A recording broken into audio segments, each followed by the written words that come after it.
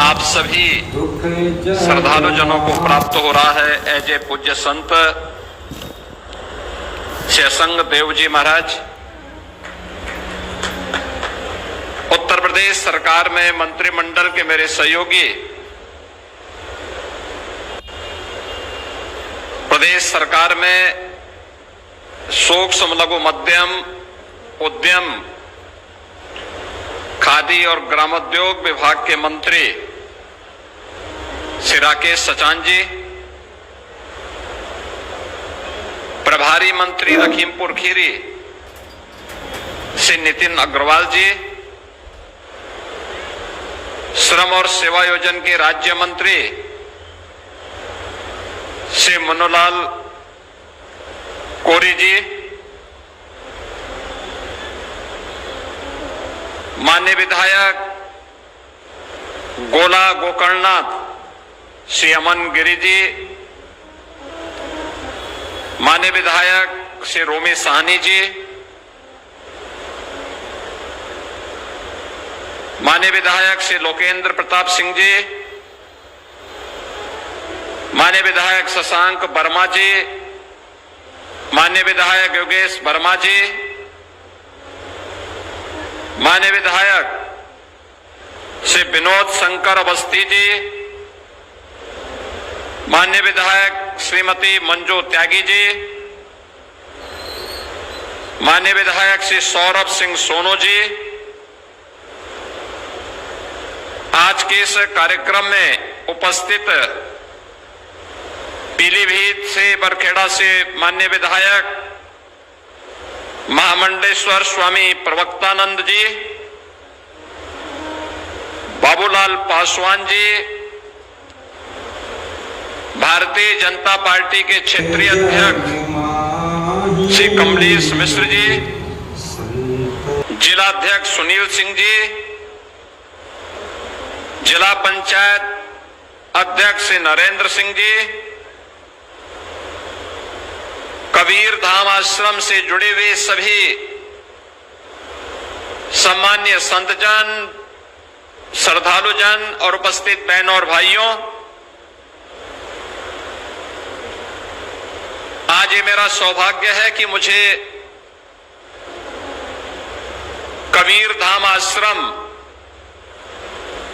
लखीमपुर खीरी के इस स्मृति प्रकटोत्सव समारोह में आप सबका दर्शन करने का अवसर प्राप्त हो रहा है।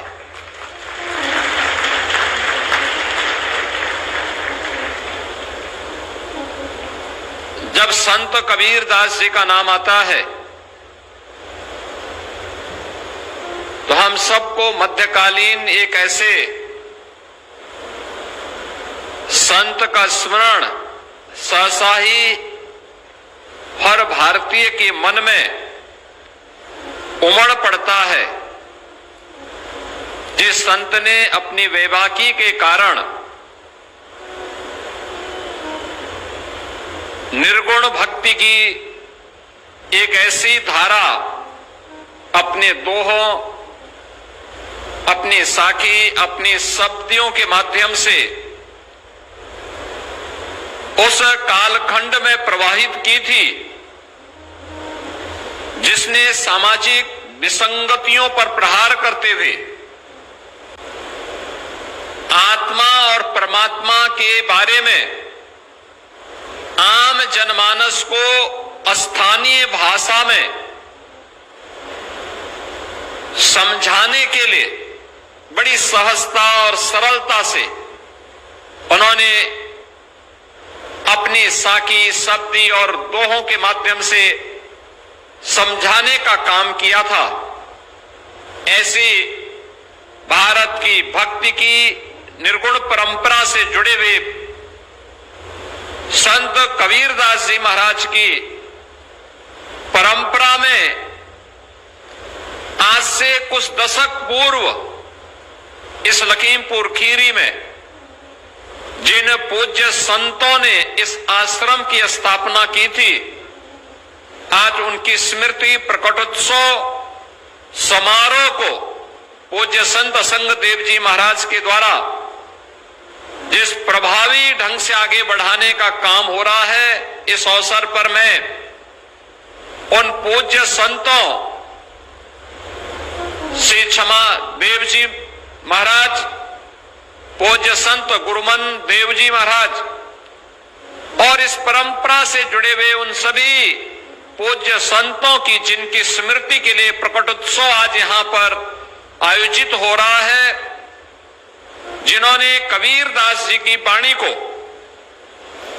अपने व्यवहारिक जीवन में उतार करके उसके अनुरूप जीवन जिया था, उन सब की स्मृतियों को नमन करते हुए मैं विनम्र श्रद्धांजलि अर्पित करता हूं और इस आयोजन के लिए श्री असंग देव जी महाराज को और उनके सभी अनुयायियों को हृदय से धन्यवाद भी देता हूं।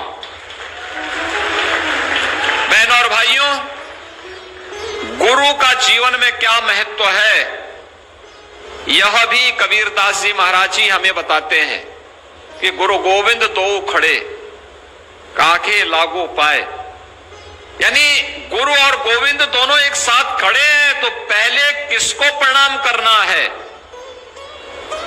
वो कहते हैं पहले हम उस सदगुरु को प्रणाम करें जो हमें इस समाज में ज्ञान उपलब्ध कराता, अच्छे और बुरा की बुराई के बारे में, सत्य और असत्य के बारे में, धर्म के वास्तविक मर्म के बारे में बता रहा है। पहले हम उस गुरु को प्रणाम करें, क्योंकि वही गुरु हमें परमात्मा तक पहुंचने का मार्ग भी हमारा प्रशस्त करेगा। यह भी संत कबीर जैसे ब्रह्मज्ञानी संतों के द्वारा जब अपनी वाणी के माध्यम से समाज को बताया जाता है, समाज की उस समय की विसंगतियों के खिलाफ भी किस प्रकार का प्रहार उन्होंने किया था, खासतौर पर आज के समाज के लिए अत्यंत प्रासंगिक है, जिसमें लोगों के मन में अधिक से अधिक संपत्ति बनाने के घोड़ सी लगी है, अधिक से अधिक संपत्ति हड़पने और बनाने की जायज और नाजायज दोनों तरीके से। उनके बारे में भी कबीरदास जी ने जो बातें कही कि साई इतना दीजिए जामे कुटुंब समाए, मैं भी भूखा ना रहूं साधु न भूखा जाए, यह आज भी हमारे लिए उतना ही प्रासंगिक है जो मध्यकाल में प्रासंगिक था। यानी हमें परमात्मा उतना दीजिए जिससे मैं भी भूखा न रहूं और मेरे यहां कोई संत आ जाए, कोई सज्जन आ जाए, कोई जरूरतमंद आ जाए, वह भी भूखा न जाए, इतनी मेरी सामर्थ्य हो। यही प्रार्थना वह ईश्वर से करते हैं और ईश्वर से करते करते उन्होंने अपना पूरा जीवन, याद करिए ब्रह्मज्ञानी संत, लेकिन उन्होंने कभी अपना काम नहीं छोड़ा। जो उनकी वृत्ति थी उस वृत्ति से, क्योंकि कर्म को ही उन्होंने जीवन का सब कुछ माना। भारत के संतों की परंपरा ने हमें कर्म से विरत रहने के लिए कभी नहीं कहा। संत तुलसीदास जी भी इसी बात को कहते हैं, कर्म प्रधान विश्व को राखा, जो जस करहि सो तस फल चाखा। यानी कर्म ही जीवन का सब कुछ है। अच्छा कर्म करेंगे तो पुण्य प्राप्त होगा, बुरा कर्म करेंगे तो उस पाप के भागीदार बनने से आपको कोई रोक नहीं सकता। उस पाप का भागीदार तो बनना ही बनना पड़ेगा। यह भी भारत के ही संतों का उपदेश हम सब के लिए है। यह एक प्रेरणा है। और काशी की धरती पर जन्म लेकर के संत कबीरदास जी अपने अंतिम समय में वह मगहर आ गए थे। मगहर के बारे में मान्यता थी, गोरखपुर से सटे हुए जो आज संत कबीर नगर जनपद है, उस जनपद के मगहर के बारे में ये मान्यता थी कि वहां पर कोई मरता है तो सो नरक मिलता है। तो कबीरदास जी ने कहा कि मैं वही मगहर जाऊंगा, और वे मगहर गए। उन्होंने उस पाखंड पर प्रहार किया जो स्वर्ग और नरक के बारे में एक मान्यता थी, लोगों की एक भावना थी कि काशी में स्वर्ग मिलेगा और मगहर में नरक मिलेगा। उन्होंने कहा मैं उसी नरक में जाऊंगा। आज आप जाइए, मगहर में पूरा अमन चैन है, खुशहाली है। संत कबीरदास जी की समाधि स्थली भी है, और वहां पर डबल इंजन की सरकार ने, भारतीय जनता पार्टी की डबल इंजन सरकार ने आज कबीर पीठ की स्थापना और शोध केंद्र बना करके बहुत भव्य कार्यक्रम भी आयोजित किया। स्वयं प्रधानमंत्री मोदी जी ने उसका शिलान्यास किया, और पूर्व राष्ट्रपति माननीय श्री रामनाथ कोविंद जी उस कार्यक्रम में हम लोगों ने आमंत्रित किया था। उनके हाथों से उसका लोकार्पण का कार्यक्रम भी वहां पर संपन्न हुआ। यानी हम कर्मों को प्रधानता न देकर के केवल उन मान्यताओं पर विश्वास जब कर लेते हैं, याद रखना आप अच्छे हो या बुरे हो, इस बात पे निर्भर करता है कि आपका कर्म कैसा है। अगर बुरा कोई व्यक्ति करता है और वह अच्छे फल की आशा करता है, तो मुझे लगता है कभी संभव नहीं हो सकता है। हमें अच्छा करना चाहिए, अच्छे फल हमें प्राप्त होंगे। और भगवान कृष्ण ने गीता में भी यही कहा था, कर्मण्ये वाधिका रस्ते मां फलेषु कदाचन। यानी कर्म सब कुछ है, हमें अपने कर्म पर विश्वास करना चाहिए। कर्म कौन? जो निष्काम हो। फल की चिंता मत करिए, वह तो आपको अपने आप ही प्राप्त होगा। आप बताइए ना, अगर आप बबूल का पेड़ लगाएंगे और उम्मीद करेंगे कि उसमें आम आएंगे, तो क्या आम आ जाएंगे? नहीं आएगा। इसके लिए आम का ही पौधा लगाना पड़ेगा, मेहनत करनी पड़ेगी, तब 5 साल 7 साल के बाद आपको आम खाने के लिए प्राप्त होगा, और एक लंबे समय तक आपको इसका आनंद प्राप्त होगा। बाग लगाएंगे, लोगों को भी खिलाएंगे और व्यवसाय भी कर सकते हैं, बहुत कुछ हो सकता है। ये कर्म पर निर्भर करता है, जैसा करेंगे वैसा फल प्राप्त करेंगे। और यही हमारे इन पूज्य संतों की वाणी रही है। काशी की धरती ऐसे पूज्य संतों के ज्ञान से हमेशा ही समाज का एक मार्गदर्शक रही है। उसी काशी में संत कबीरदास जी का जन्म होता है, उसी काशी में सदगुरु रविदास जी महाराज का उनका प्रकट का स्थली भी वही काशी है। वही काशी है जिसमें अनेक ऐसे पूज्य संतों ने अपनी साधना से प्राप्त सिद्धि के माध्यम से लोक कल्याण का मार्ग प्रशस्त किया। और देश के अंदर भी संत कबीर की इस परंपरा में अनेक ऐसे संत आज भी देश और दुनिया के अंदर लगातार उनकी वाणियों के माध्यम से समाज का मार्गदर्शन कर रहे हैं। याद करना, जातीयता पर भी प्रहार किया था संत कबीरदास जी ने, और उस समय भी उन्होंने बहुत कुछ किया था। उनके पूज्य गुरुदेव जगत गुरु रामानंदाचार्य ने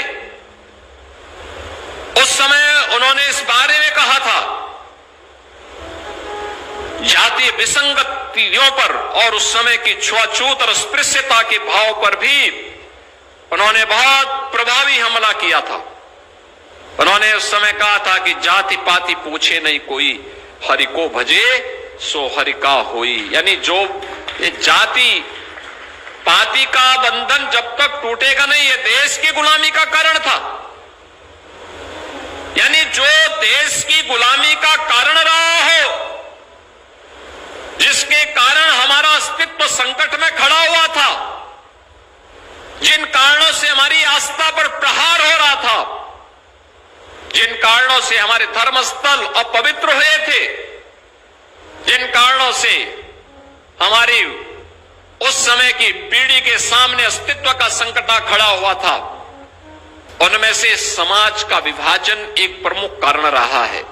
समाज का विभाजन जाति के नाम पर, छुआछूत और अस्पृश्यता के नाम पर, तमाम प्रकार के जो विभाजन थे, इस विभाजन से उभारने के लिए उस समय भी गुरु रामानंद जी महाराज ने, संत कबीरदास जी महाराज ने, सदगुरु रविदास जी महाराज ने, अन्य ऐसे अनेक पूज्य संतों ने, महाराष्ट्र की धरती पर भी तमाम ऐसे पूज्य संत हुए जिन्होंने उस समय के समाज को एक नई दिशा दी, और उनकी वाणी आज भी उतनी ही प्रासंगिक है जितना उस समय थी।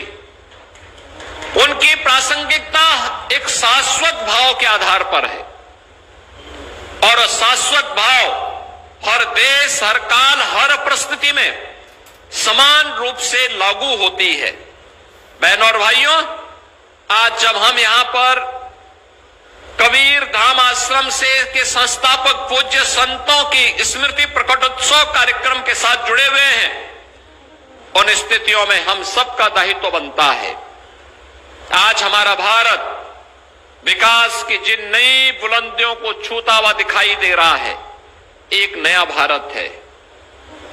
एक नया भारत जो अपनी विरासत पर भी गौरव की अनुभूति करता है, और जो विकास के नित नए प्रतिमान को स्थापित करते हुए लगातार दुनिया के अंदर एक ताकत के रूप में अपने आप को स्थापित कर रहा है। आप अनुमान करिए ना,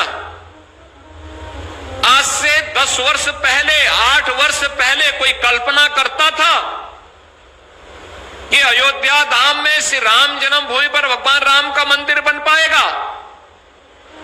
जब राम भक्त इसके लिए आवाज उठाते थे तो लोग बोलते थे कि सपना ही बना रहेगा। राम भक्त कहता था कि नहीं, हमें कितना भी संघर्ष करना पड़ेगा, हम करेंगे। 500 वर्षों से संघर्ष है, आगे भी संघर्ष करेंगे, लेकिन हम अपने मुद्दे से भटकेंगे नहीं। याद करिए, जब एकजुटता होती है ना, असंभव भी संभव हो जाता है। आज आप अयोध्या धाम में जाएंगे, भगवान राम का भव्य मंदिर का निर्माण हो चुका है। जो अयोध्या वीरान थी, आज फिर से वहां रौनक आ गई है।